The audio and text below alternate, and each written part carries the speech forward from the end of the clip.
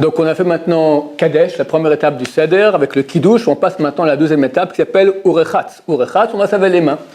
Mais auparavant, on va déjà un peu se relaxer. Donc on va déjà ouvrir un peu la cravate qui nous sert beaucoup. Hop, on enlève le chapeau qu'on avait mis pour le Kiddush, ceux qui portent le chapeau. Je le mets de côté. Et on va se laver les mains. Pourquoi est-ce qu'on fait Netilat Yadayim, mais sans bracha? Pourquoi? Durant toute l'année, pas que le soir de Pessah, lorsqu'on mange un élément qui est mouillé par un des 7 liquides qui sont eau, rosée, lait, huile d'olive, sang, miel et vin, alors on doit se laver les mains sans bracha. On va prendre la troisième étape du seder, s'appelle le karpas. On va prendre un morceau de céleri qu'on va tremper dans l'eau salée. On fait cela pour que les enfants posent la question, qu'est-ce qui se passe? D'habitude, on fait le kiddush, on fait une tête d'aïm, on va manger tout de suite. Là, tout à coup, on se lave les mains, sans faire la bracha. Après, on prend du céleri, on trempe dans l'eau salée. C'est le monde à l'envers. On veut réveiller l'attention des enfants. Qu'est-ce qui se passe ce soir? Pour qu'on puisse leur dire, sache que ce soir, il y a 3330 ans, on est sorti d'Égypte. Donc, on fait cela pour cette raison-là. Alors, on va se laver les mains. Attention. On va se relaver les mains aussi avant de manger la matzah, d'environ 2 heures après la lecture de la Haggadah.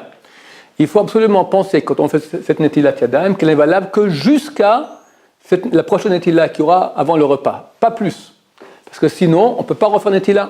Si on a gardé les mains au propre, alors on ne peut pas refaire Netilat Yadayim avec bracha, on fera Netilat Yadayim sans bracha, mais c'est un problème. Donc on pense maintenant qu'on fait Netilat, qu'elle est valable que jusqu'à avant la Netilat qu'on fera avant le repas. Et il est bien qu'entre la Netilat et la consommation du karpas, on ne parle pas. Ce n'est pas obligatoire, mais c'est mieux. Ceux qui ont faim, les jeunes ou les vieilles personnes, ou ceux qui ont jeûné, les fils aînés qui ont jeûné durant cette journée, et ils viennent de boire maintenant un verre de vin d'un coup, ça risque de faire tourner un peu la tête, alors on peut manger à ce moment. On ne peut pas manger de la matzah, mais on peut manger tout autre aliment, pas trop, parce qu'il faut manger la matzah dans 2 heures avec appétit. Mais néanmoins, pour sustenter un peu, on peut. Le Rav Ovadia Yosef, j'ai vu dernièrement que lui, il avait la coutume de manger un œuf. Après qu'il fait le kiddush, il mange un œuf. On va d'ailleurs faire comme lui. On prend un œuf ici du plateau du seder.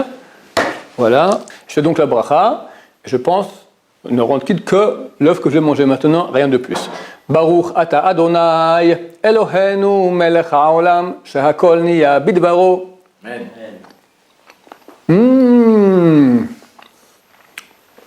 Les yeux durs de ma femme, c'est les meilleurs au monde. Baruch Hashem. Si on a mangé en tout une quantité de nourriture de kazaït, c'est pas beaucoup, c'est comme une boîte d'allumettes standard universelle ou un cube de 3,1 cm de côté, et un œuf fait au moins 2 ou 3 kazetot, alors on fait bracha achona. Baruch ata Adonai. Eloheinu melech haolam, borei nefashot rabot vehesronan al kol ma shebarat, lachad behem nefesh kol chai, baruch chai haolamim. Amen. Urechatz. Donc je fais Netilat Yadayim comme on fait avant le repas de pain, 3 fois sur chaque main.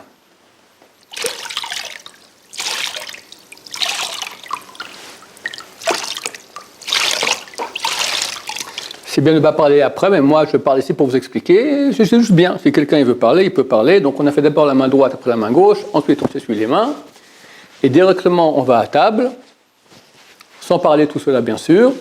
Et on donne à chacun un petit morceau de céleri. Ça s'appelle le karpas.